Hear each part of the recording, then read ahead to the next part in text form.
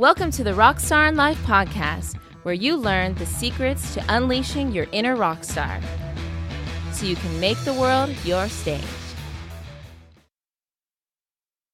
Hey, fellow rock stars in life, it's Siri Shakti, and today I'm joined by my co-host, Dr. Dan. Well, today we're going to be talking about actually, this is a pretty cool topic. We've been discussing lately the topic of learning disorders, and, it's such an awesome thing to discuss because many of us, like my husband and I, we look at learning disorders in kind of a different light. Well, we don't even call them learning disorders. So what we're talking about is what some people would call like ADD or ADHD or dyslexia or those kind of things. Yes. And actually, that's specifically what we're going to be talking about today is ADD and ADHD. And that is absolutely correct. The way that we view it is we look at it as an actual blessing, which for many people that might be like, what, a blessing? Years ago when I first was introduced to the idea that a learning disorder could be a blessing, I thought that seemed silly almost because I was so trained, like most of us, to look at it as something that is a great challenge, almost like a curse in your life. And not trained, but conditioned. Conditioned, yes. Yeah, because I don't know. Well, actually, I do know some of your history in school, and I've mentioned mine a little bit in here as well, that I was pointed out as being a problem child. Right. And I don't remember in school them ever really talking about like ADD or ADHD or any of that kind of stuff. They just said I was a problem child. Yeah. And that they kept moving me into the special ed classes. Even in, was it in high school? Yeah, in high school, some of the, they didn't call them special ed classes back then, but they called them like basic math or something like that. And I would ace those classes because it was like super easy. Yeah. And then they moved me back into the other class and I'd just be lost. Yeah. I was in those classes too in high school. And I got really good grades then. Yeah, I liked those classes and learning that stuff. That's actually fun. Once they got me into the other stuff, it was boring because I couldn't really focus. But yeah. Yeah, I have a similar background too. I know for you had issues with and honestly, I think nowadays they would have definitely diagnosed you with ADHD because you had you had a hyperactivity, I thought something was wrong with me because I would read a book or they would force you, hey, open your history book and we're going to read this boring ass crap that we know a lot of it was lies now. Right. Right. Like, cause I remember there was a book I bought later on and it was like something called like something history that my teacher lied to me about or something like that. I think Matt Damon was the voice on that, the narrator on that. But I thought that was really interesting. But yeah, there's a lot of stuff on there that, that wasn't really true, that they kind of washed up a little bit to be like, oh yeah, we did this and we did that. Oh no, that we didn't do that stuff. But anyways, my point is that they would force us to read the books and they'd be like, open up and read, or your homework is this. And I would read the page and I would get sometimes I would even get as far as 2 or 3 pages in and I was reading the words. And then I get to that third page or even the first page and I'd be like, what did I just read? It's kind of like when you're driving in the car and you're driving and all of a sudden you're like, wait, how did I get here? Like you just kind of dozed off, right? Yeah. There was something that we learned about that. That's the ether, right? Or a different part of the brain that you activate that you're able to still go through the motions. Mm-hmm. Like if there was a car that stopped ahead of you, you'd still be able to stop. Yes. But that part of your brain has kind of checked out or something. Yeah. It's kind of in dream state.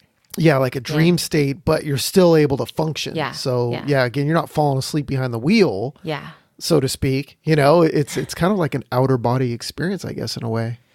Actually, if you think about it, it's kind of like daydreaming. I've done that many times in my life where I was daydreaming, but I was still safely driving. And then all of a sudden I'm like, oh, wait, where did I go? That happens to me way more often now that I know this and I know how to pinpoint it. Oh, that was that, right. know? Yeah. And it's pretty intense. Yeah.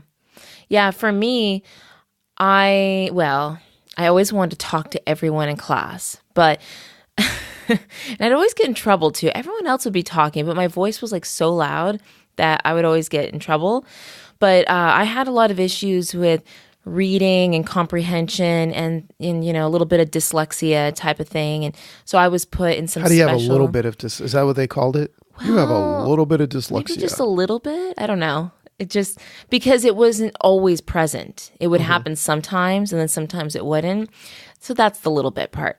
Got it. And so they put me in some special classes, and the thing is like later on in high school, I was the same. I actually enjoyed those classes, but when I was in elementary school, I remember feeling really inadequate, like I was different than everyone else. And so that kind of stuck with me.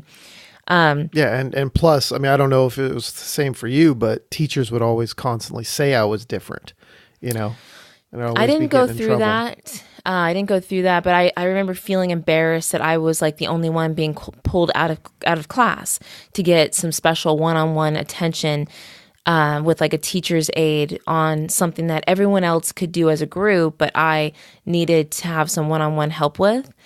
And I remember feeling like, well, I want to be able to do it like everyone else, but I knew it wasn't working, Got it. Yeah. So anyways, but, like when I was reading today online because I was curious, like how many people or how many kids nowadays are being diagnosed with this? And they said right now, roughly 6.4 million children in the U.S. alone are diagnosed with either ADD or ADHD. I mean, that's a lot of, and we're talking just children. Is that as of this year, or is that like maybe an older study? No, like as of this year. Oh, okay. Yeah, as of this year. And they said roughly, so give or take a little bit.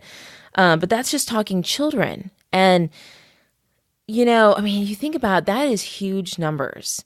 And I remember thinking to myself, like, as we started learning about having a different perspective on what these so-called disorders are. Right now we talk about it, we say it's not a disorder, it's a higher order. Or disability, right? Or disorder and stuff. Yeah, it's exactly. It's a gift. Yeah. Or instead of a disability, it's a different ability.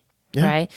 And that's something that I think is lacking nowadays, is that we've come up with this system and we're just running children through it. And when we see a child that isn't learning the way that our system is set up to teach them to learn, we automatically, and I say we roughly, because, that's loosely we as the people, the majority look at these children and think, oh, something's wrong, something's going on. Oh, it must be this, because they can't learn that way.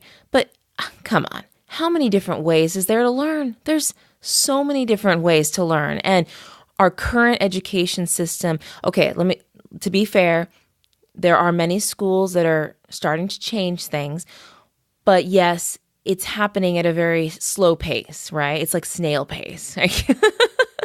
But our current education system is really set up to honor one form of learning, right? One form of proving that a person is knowledgeable and intelligent. But there are so many ways to show knowledge and intelligence. And I know for you and I, we're both very hands-on. So sitting at a desk all day, staring at a board was like, ugh, right? Well, I mean, yeah, and to like, without going into a whole hours of discussion about the whole thing, because we could really go into, why did they diagnose this many children? Because, they've got drugs that they can give them, let's drug them, and there's money and there's all this other stuff, right? So, so without getting into all that, and then also the school system, we've heard of a few schools, especially private schools, that are changing things, but the public schools, for the most part, I've heard of like maybe one or two, and I'm sure there's more out there that are trying to shake things up and change it up. But again, it's not going to even be 1% probably of the schools out there. Yeah. Because school is, I don't even want to get into it. But their job, not their job, but what they're trying to do is just try and get as many students as they can to graduate. Yeah. So they can, get paid and stay in business, and their business is to give kids diplomas basically. And yeah, there's some great teachers and some great principals out there that really want to make a difference. In my life, I remember at least like one or two teachers in my entire lifetime that I was like, oh, I remember that person and they really did try and help me. Or, there was this moment where they tried to connect with me and I was like, oh, I recognize that. And that's really cool. Yeah. But, again, out of all the teachers and all the experiences I've had, and maybe some of you listening might have a different experience, and that's totally fine. And we're not trying to put down the system. No. What we're trying to do is give you the tools and the knowledge to know that you don't have to be a slave or you don't have to be, I forgot the word I was going to look for in there, but you don't have to be, I guess I'll just use the word slave. Yeah. You don't have to be a slave to the system, that you can actually pull yourself out of there, right? Yes. You can pull yourself out of what other people believe that, ADD or ADHD or dyslexia is a curse or a disability, right? Or something that's wrong with you and needs to be fixed. Because like you mentioned, there's so many ways of learning. And unfortunately, we can't really put it on the school. Oh, no, like we can't, we couldn't, if our kids were in public school, we couldn't go to, we could, but we couldn't go to the school and go talk to the teacher and be like, hey, Mrs. Teacher, our child learns better this way. Can you do it with them for, it's like, no, No. Yeah. So it's a little difficult. So the point that we're making is that you need to recognize this in yourself. If you're someone that has, or has been diagnosed, or, somebody like myself that hasn't been diagnosed, but, everybody says, you're like, hey, you've got it, that's you. Right.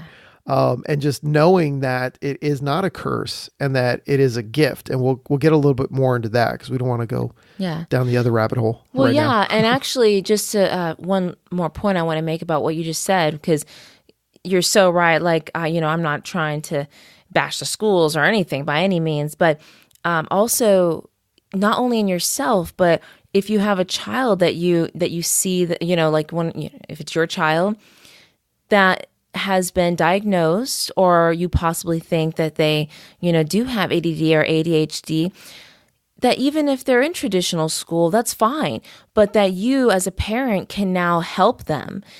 When they come home, let's say they come home with their homework, you can work with them or empower them, or even just help them to understand that who they are is beautiful and that they can be their authentic, selves. And, even if they're having a hard time learning in the way that, the school is delivering the information, that they can still get some extra help, either from their parent or maybe a tutor or something that can help them in a way that they can better understand what they're learning.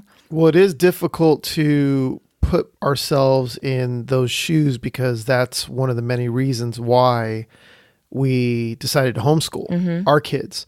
So for us, it's like, well, if somebody says, well, what should I do if my child has this learning disability? I would not want them in a public school. Right. Because it's just going to make it so much harder.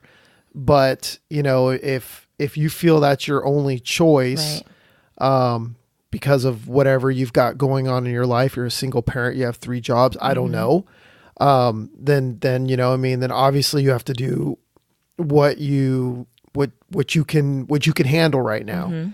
And for, both of us growing up in the public school system and knowing and recognizing just how crappy it was and what we had to go through, it has made us stronger. We came out the other side, but we have plenty of friends that had similar, challenges and they didn't come out the other side. Yeah. I have friends that, that either are in jail or, murdered or killed or, or hit rock bottom, Yes, I do too. And that's where they're at. So your job as a parent or yourself is to get yourself out of that. Yeah. I mean, first is to recognize that this is not a disability and it's nothing that's holding you back. Yeah. And to get more into that, it's a gift, because I remember the first time I heard this, because I felt there was something wrong with me for years.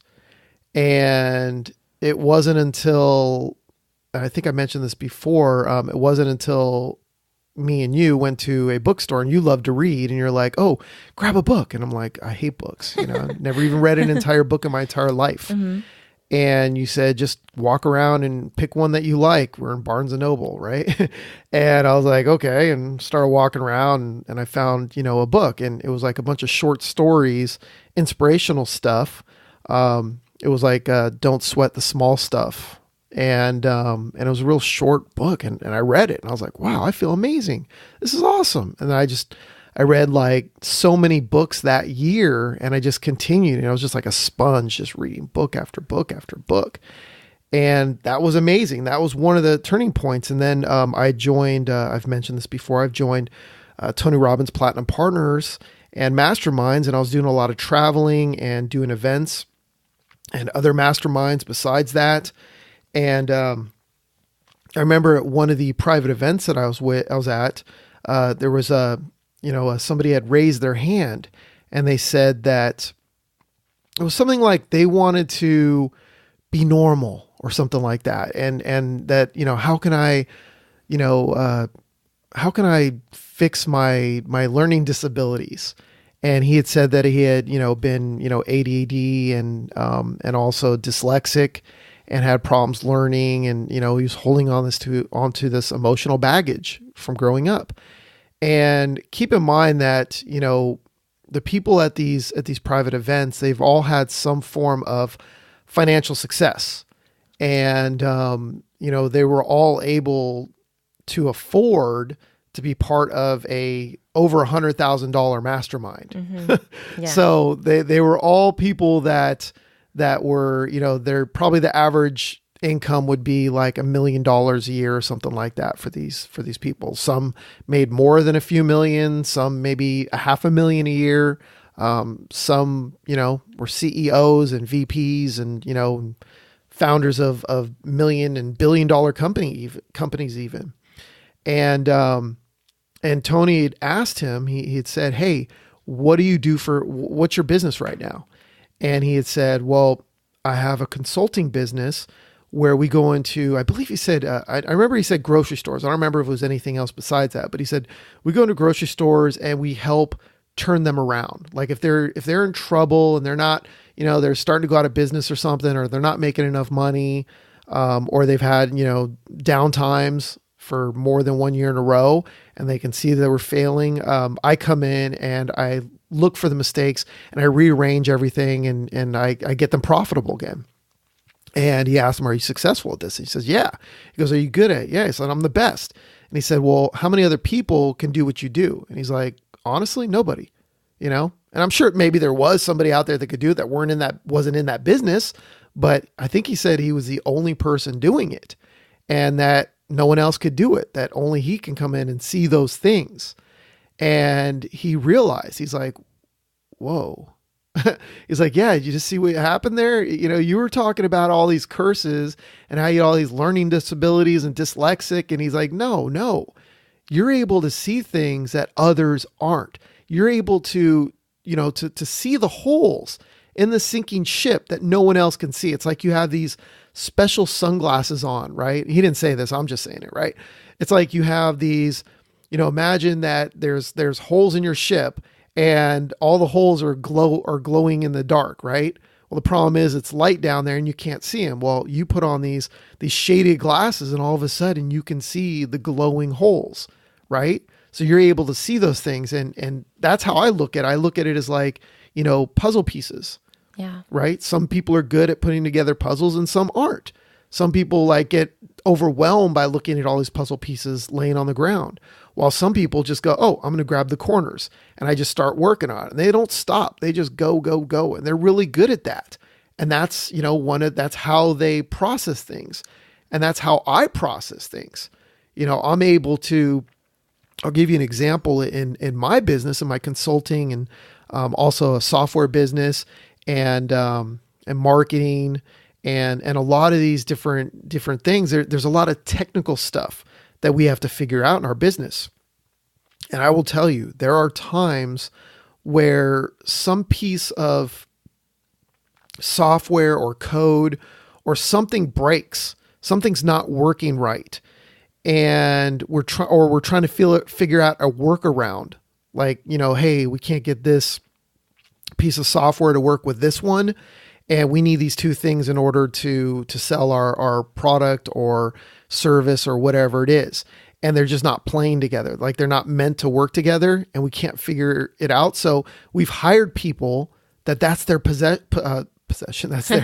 That's their job, right? That's their profession. Like, we've hired developers that know how to code software from beginning to end. They know how to put in all the zeros and all the different special characters they do to develop something. And that's what they do. And they get paid, sometimes hundreds of thousands of dollars to do that. Yeah. And we've had them come to us and say, I can't figure out a way to do this. We're going to have to specially build something that's going to take about 2 months to build to get these to work together. And, and they don't want it. They're like, oh man, this sucks. Cause they don't want to do that extra work another 2 months. They want to get it done as quick as possible. Right. Because a lot of times we pay them the same money, regardless if they get it done in 2 months or the same. Right. Yeah. So there have been more times than I can count and even remember that either myself or my partner, Ben, or both of us together, we looked at each other and we don't know anything about coding. We're not coders. We're not developers. We don't understand all that. We can hack stuff around by Googling it and looking stuff up and be like, oh, here's a special code to do this. Right. And that's it. Like a short little snippet.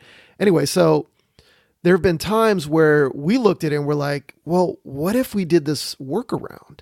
What if we use this other free software? Or what if we use just a link that linked over here instead? And we processed it this way. And they're just like, oh, yeah, that'll work. Yeah. And it's like, and it'll only take 5 minutes to set up, and they can do it effortlessly. But this happens all the time. Yeah. Where we're able to just look at something and be like, boom, Yeah. Yeah. Actually, that makes me think about what I was reading, how okay, so when I was looking at the symptoms, the typical symptoms of ADD and ADHD, obviously the common thread is the inability to focus on a task. The difference though is ADD, people with ADD tend to be a little bit more shy, withdrawn, distracted, but kind of keep to themselves a little bit more. Whereas ADHD, they have that hyperactive part of it, have so much energy, squirming, moving in their seats, like you do, tapping your shaking foot. My leg. Shaking your darn leg all the time, yes. You're always yelling at me when we're watching a movie on the couch. You're like, stop. Like the whole bed is shaking. God. And I'm doing it right now as we're talking. I can see it. I was doing it right before we started too. Yes. But ironically, those with ADD and ADHD tend to be like the most out of the box thinkers. And, because their minds are constantly wandering. And the funny thing is that they usually have absolutely no problem focusing when they're doing something they love, which, duh. I mean, doesn't that make sense? We all focus better when we're doing something I love. But that just goes to show you that, children that we try to, put in a box, put in a and box, try forced to think like everybody else. Yes.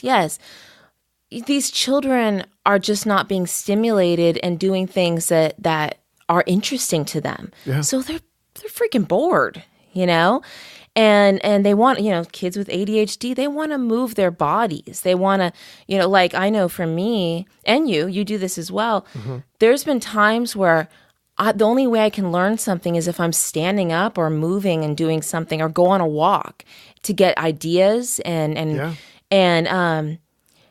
And, actually, I know there are exceptions. Like one of our best friends, her daughters go to one of the best public schools in the U.S. I mean, they're high rated here in Orange County, and they get so much funding from families as well. And so she was showing me their classrooms. I mean, the kids get to stand up and walk around and things like that, but that's not every school. I mean, there are so many parents that I talk to that have expressed this to me, that their kids, come home and they've been bored and they just have to sit there in their desk and be quiet, pay attention to the teacher. And again, we're not trying to fix the system right in this one episode, right? Yeah. But my point is that their needs are not being met because these kids are, well, keyword, I already said it. They're bored. They're not being stimulated with ideas and things that are going to interest them, to bring their focus. And it makes me think of our oldest daughter, because when I read about like the description of typical ADD symptoms, I'm like, oh, that sounds like Kayleen. And oftentimes when I would sit down to do homeschooling with her, her eyes would be like looking at the ceiling, and she'd be like daydreaming. And I always know when she's daydreaming, and she gets this little look on her face. And I would always know if she was not interested in what we're doing, because that was the look that she'd get on her face. So I'd have to kind of switch things up a little bit. But if you see her during the day working on her anime stuff, like writing stories, researching, drawing, laser focus. Like, she knows so much about all of that. And she could sit there and tell you all the details and talk on and on and on about it. I'm like, there we go. Perfect example, right? Yeah, totally. And so here's the thing, though. If we had her medicated, which would be what, the doctors would want to do, like, let's put her on, like Ritalin, or what's the other ones called? Oh, for sure. Adderall, Dexedrine. Is that? I think that's how you say it. There's like a bunch of them, yeah. and they have like some crazy side effects and stuff like that on top of them. I mean, it's insane. But yeah, so if we did that, then she wouldn't have that same passion for the projects and the things that she loves to do. Yeah. She would be numb to that. And, and I wouldn't be where I am today if I was taking those things and doing those drugs. Yeah. And if you're somebody that doesn't have, these symptoms and ADD or ADHD or dyslexia or things like, you're thinking like, man, I wish I had that because it sounds cool. That's not what we're trying to do here, because everybody needs each other.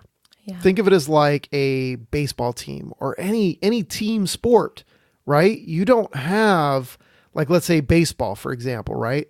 You don't have like you don't want everybody to be the best pitcher. Right. If you had a team full of just the best pitchers, you'd be a sucky team because it wouldn't be able to play the other positions, right? Or football, right? If everybody was to be the best quarterback, your team would suck. It would get destroyed because, you got all these, big guys just knocking you over, right?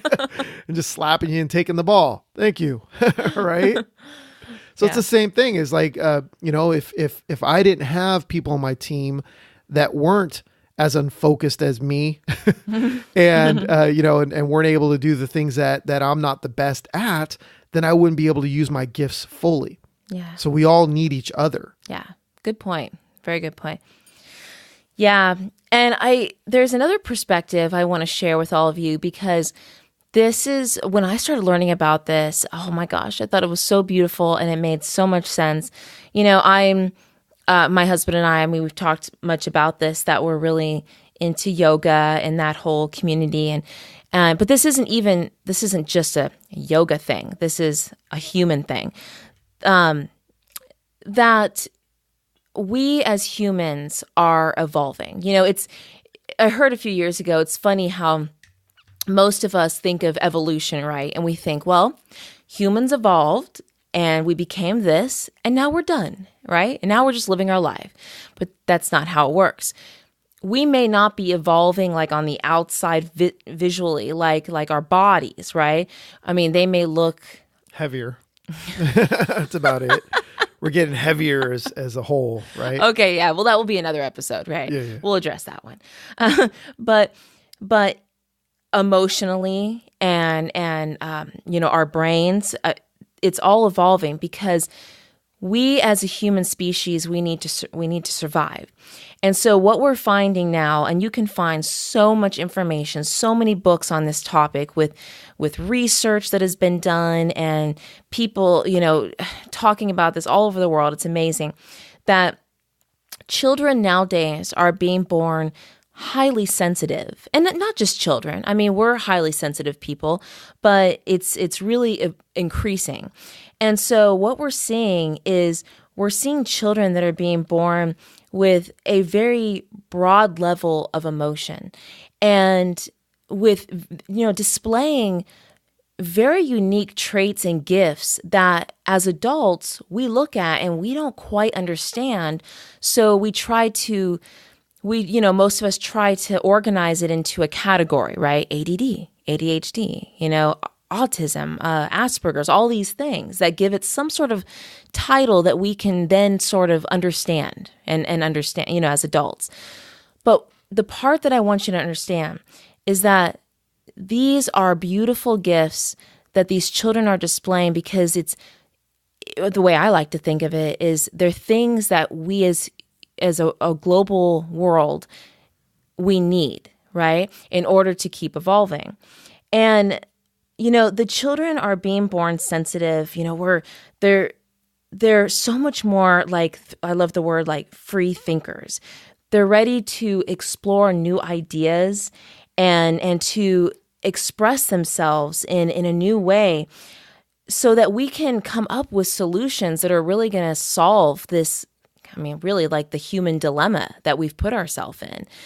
And so when, that's something that I love is when when I'm with my children's friends and I get a chance to talk to them, I just love hearing what they have to say and hearing their natural, authentic expression because kids nowadays are full of so much creativity and so many ideas. It's just like brimming to the surface. And I'm like, yes, like this is the next generation. We see it, right? These kids nowadays, like stepping up, and unfortunately, some of them are for very tragic reasons, right? Like the shootings that we've been seeing happening. But these kids are stepping up and making a difference. And we're going to see more and more of that over these, this next 100 years and continuing.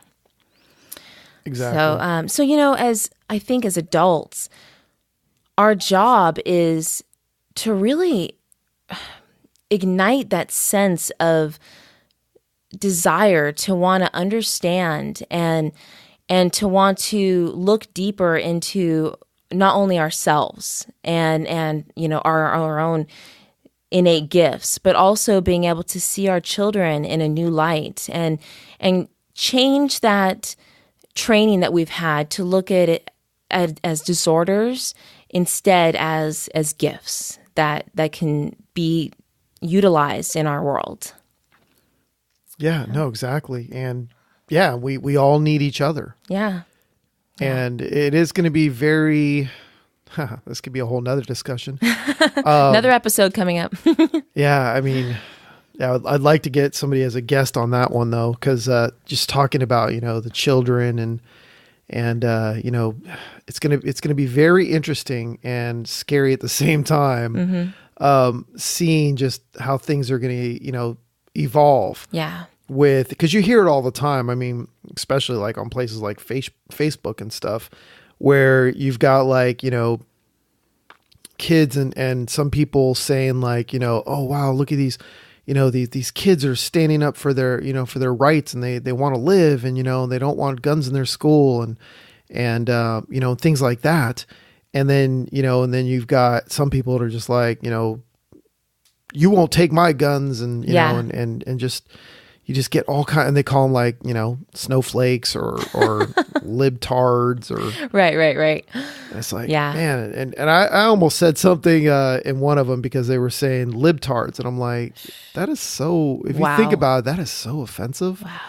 Not that, you got to be careful. Well, not that you have to be careful, but you don't want to engage with somebody like that that's just going to troll you and it's just because they're just not going to see it because it's like, that's the kind of person that's going to run around calling people retards, which is just horrible, Yeah. And you know what? I really want to do an episode on this, and I agree with getting a guest because this is such an important topic right now because it's what's happening and it's so present and we see it all over. And so I want to get to that definitely. Well, the point is that what I was trying to get to was that it is going to be very, very interesting in a scary way as far as just seeing how so many people are, in our age and older. It's actually the older generation that are like, this is the way it's done, and this is the way it needs to be done. It's always been done this way, and they're going to be like, you're not going to take this power away from me, from my dead cold hands, right? Right. From my dead cold corpse. You're not going to pry it out of my hands. We might have to wait until that happens, another 10 years or so. Yeah. Who knows? But it is also exciting in a great way. Mm-hmm. I'm juiced to see, this next generation to come through because even with our kids, just some of the amazing things that they say. I mean, I remember years ago, our son Bodhi would even say, and he was just maybe 5 or something, when he would say, oh, what happened to your grandma or your grandpa? How old was he when he died? And I was like, well, I never met, my dad's dad because he passed away before I was born. And he's like, well, that's sad. I'll tell you what, I'm going to invent a time machine. I'm going to go back in time and I'm going to save him. Oh. And we're like, what? It was sweetheart. So amazing, Yes. And just, just hearing those kind of things and they're constantly saying stuff like that in different ways. And it's just, this next generation is just, there's a lot of very, I'll say awakened, awakened and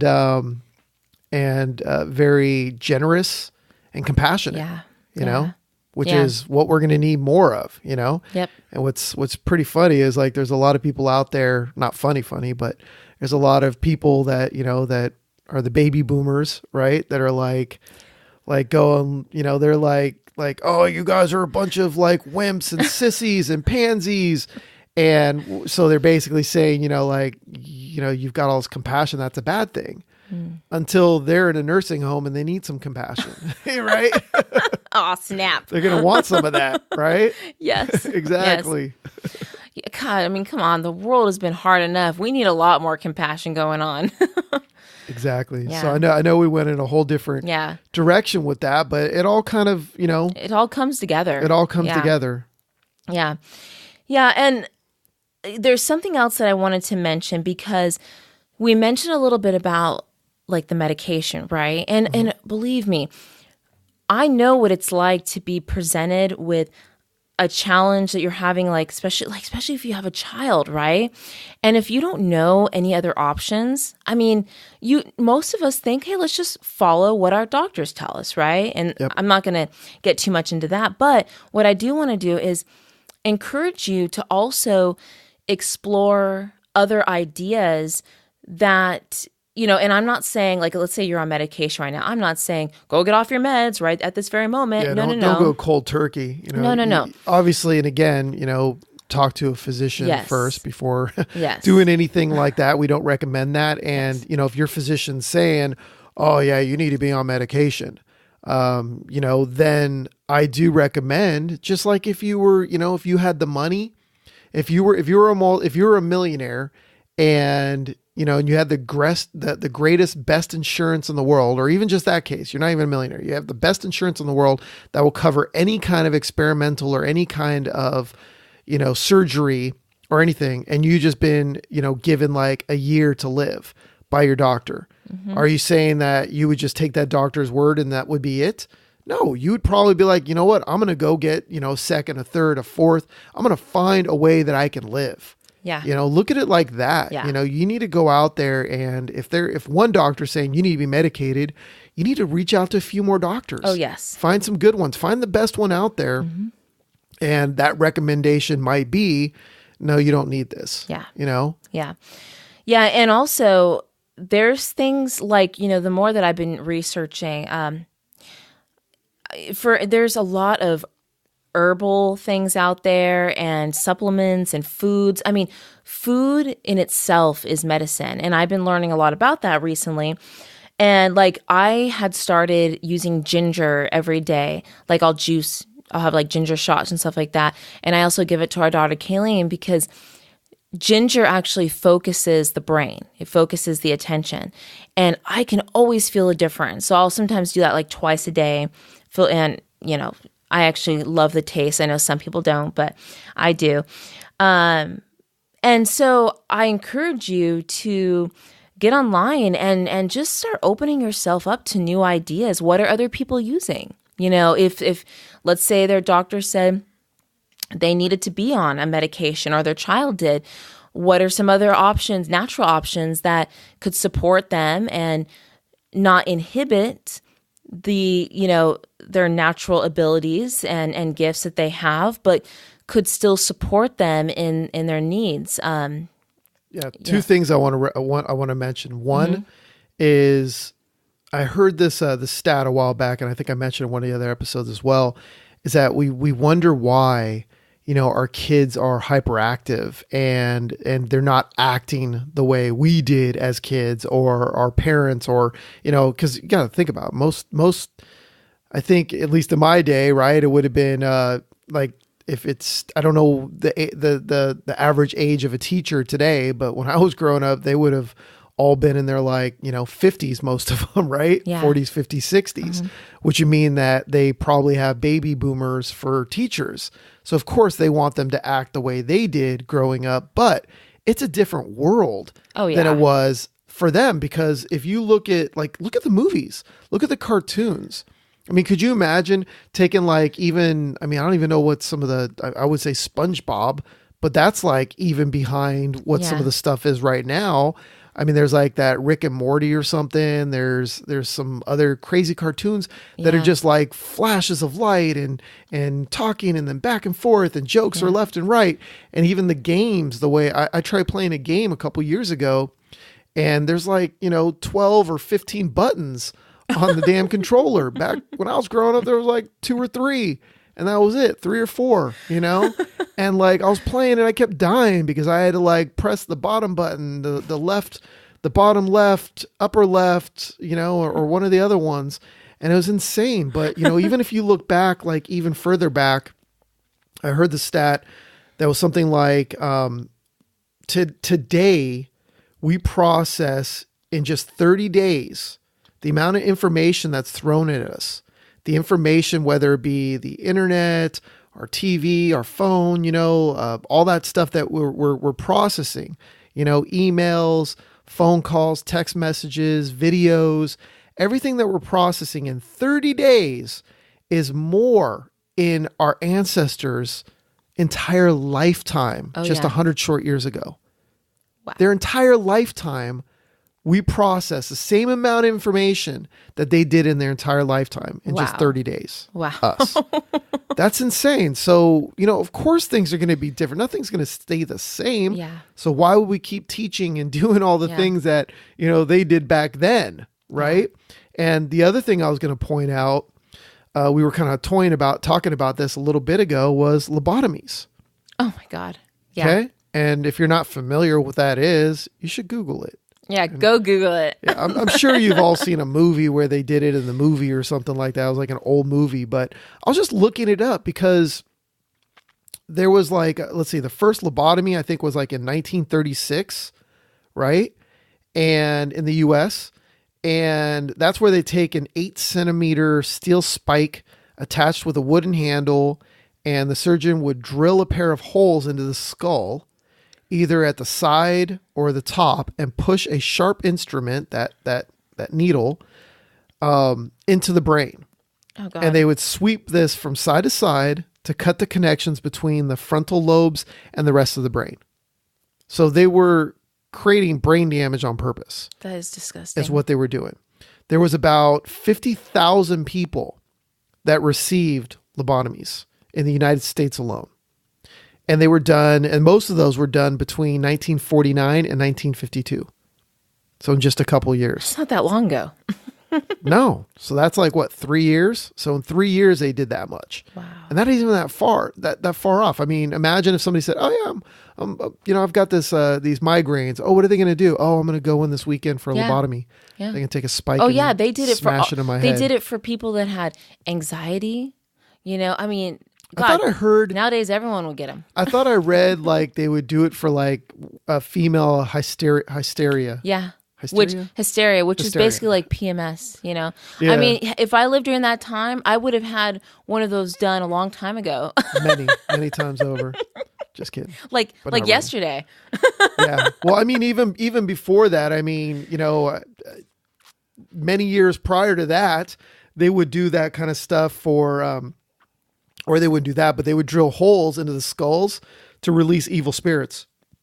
Oh yeah, So that makes sense. Yeah, right. I mean, that's what you want to do. We should try it. Yeah. Well, there was let's see, I'd read some more stats about it because I was kind of interested in learning more about that. But what they'd realized, like one of the most top neurosurgeons in the world.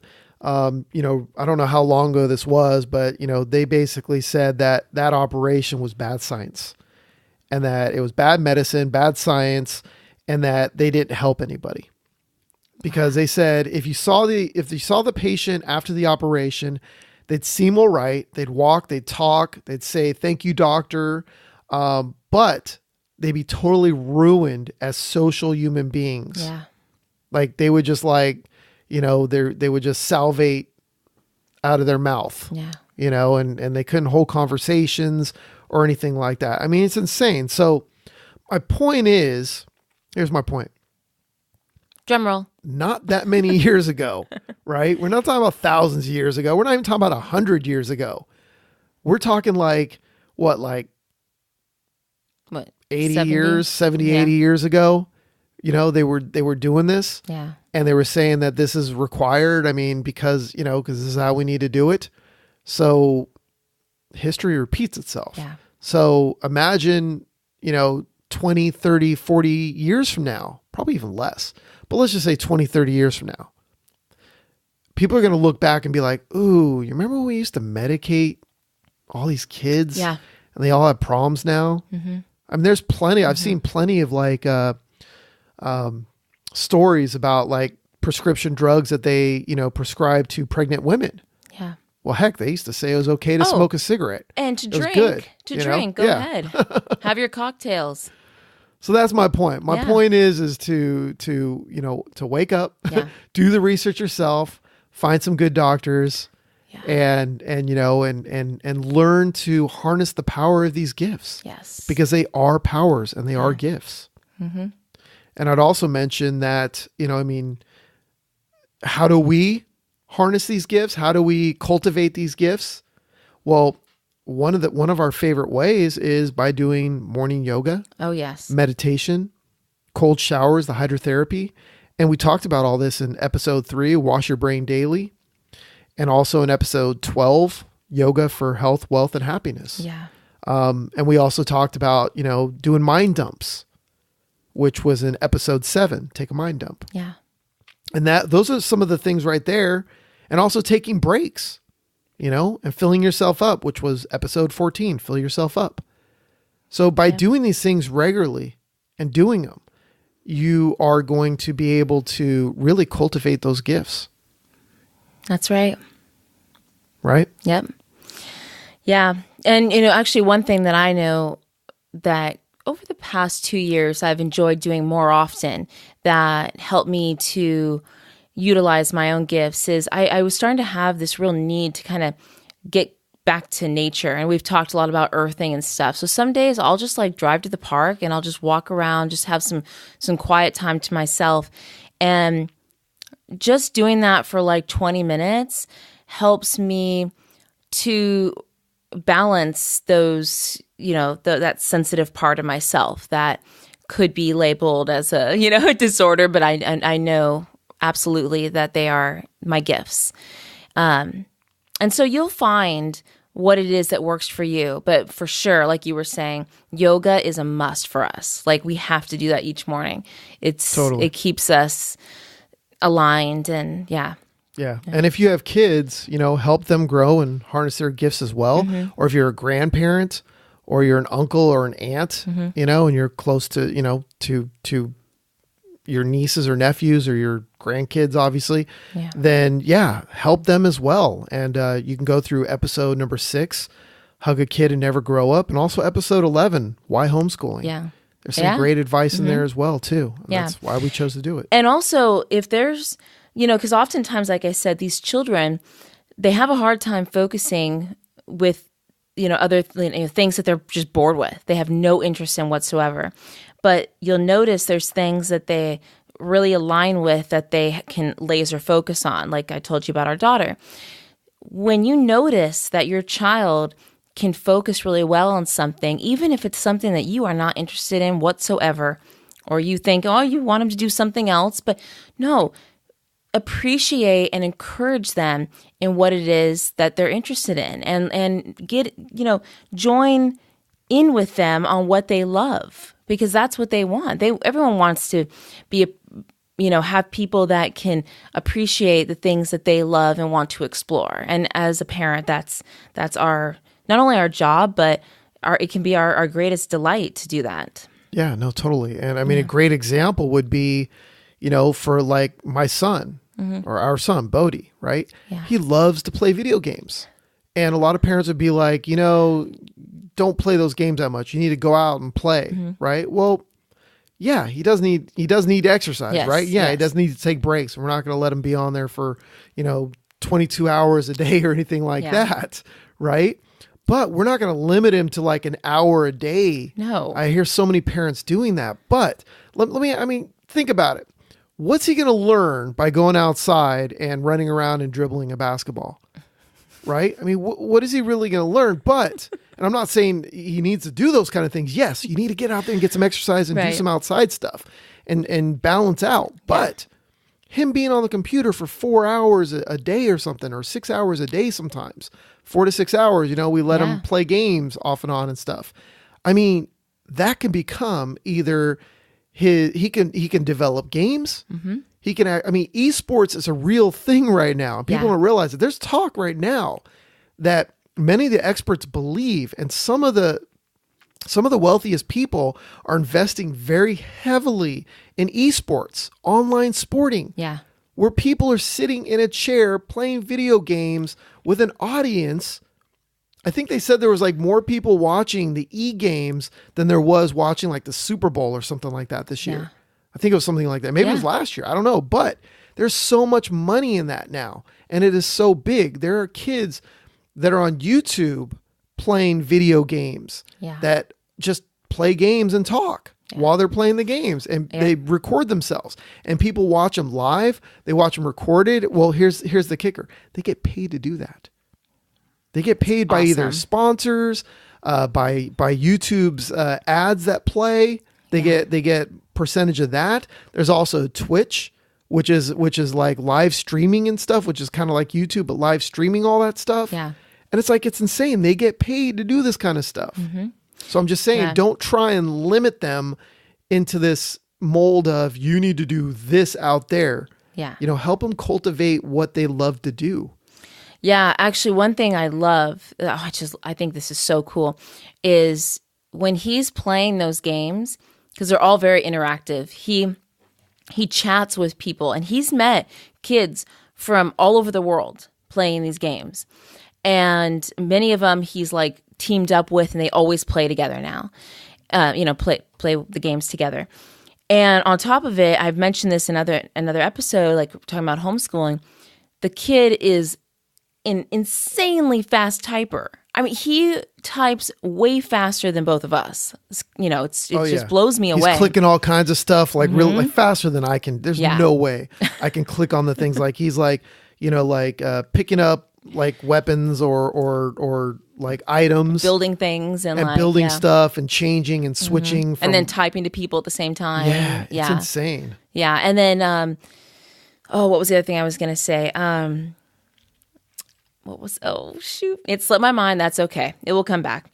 But yeah, just the point is that it's just remarkable. These kids are picking up so many skills, and so like you said, of course we keep a balance, but I love to encourage him. And just today he was saying to me, Mom, I really want you to play this game with me tomorrow. Can you play? And this past week I had been busy, so I didn't get a chance to. So I told him for sure tomorrow, Mom's going to play. And he's so excited.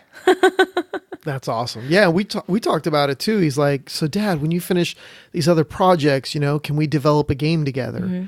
And there's so many different things that we want to put together. That was the key word I was looking for. He always says he wants to be a developer, like create games. And I have no doubt that, I believe he will do those things. Yeah. No, totally. Yeah. That's insane. It's awesome. Yeah, very much. So is there anything else you want to add before we get to our RockStar mission? Well, there's a lot more I'd love to add. I know, me too. We went really long on this one, so. Well, because we have so much to say, I'm sure we could have another episode where we talk further about some of the things that we've mentioned on this, because this is such an awesome topic. So we'll do that. Yeah, totally. So bottom line is that, that these are gifts. Yes. And they're not meant to be fixed. Yeah. Instead, they're meant to be cultivated. They need to be cultivated. They need to be developed and harnessed, just like any other superpower. Yes. Right? Yeah. So before we get into our RockStar mission for today, we want to remind you to go to rockstarinlife.com to get links to the resources mentioned, this episode's transcript, download free books, training, yoga, meditation, homeschooling advice, and so much more being added every single week. Go to rockstarinlife.com and join the RockStar in Life revolution today. Awesome. All right. So your RockStar mission for today, okay, is if you've been labeled ADD or ADHD or dyslexia or anything else, any other kind of so-called disability, or people have said, hey, you've got that, or you think you have that, or anything like that, and you've been treating like a curse, or if you haven't, if you've known that these are your gifts, and that's great, I want you to grab your journal or a page, a piece of paper, and just write down 3 examples of how, having this so-called disability has actually helped you in your life, helped you problem solve something or come up with a solution that nobody else saw. Yeah. I want you to write that down. And then the next part, so that was the first part, right? So to grab that and write down 3 examples of how it's actually helped you in your life, and whether it be problem solve or come up with solutions or come up with ideas or anything like that. And then, if you're someone that's listening to this and you don't consider yourself to, have ADD or ADHD or any of those things that, people have labeled, but maybe somebody, family member, significant other, kids, or nieces, nephews, grandkids, or whoever it might be, then share this episode with them. Yeah. Share this episode with them and, and let them listen to it as well and learn, free themselves from this label of, it's going to be hard for me all my life. No, get excited about it. Right? Yeah. And also, if you're on medication, for this, then talk to your doctor on ways that you can possibly get off of it.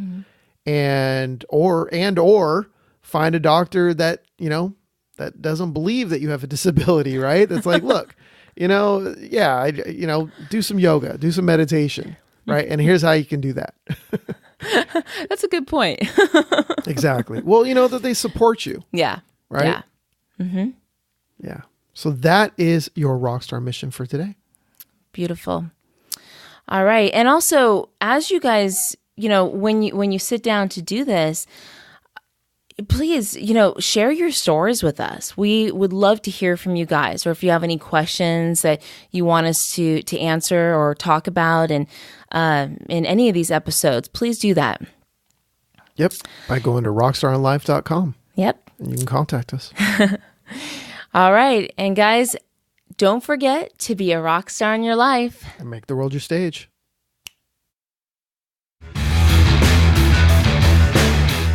Thanks for listening to RockStar in Life, your source for unleashing your inner rock star. For more tips, training, and free stuff, be sure to go to rockstarinlife.com and join the RockStar in Life revolution today. Thanks again, and don't forget to make the world your stage.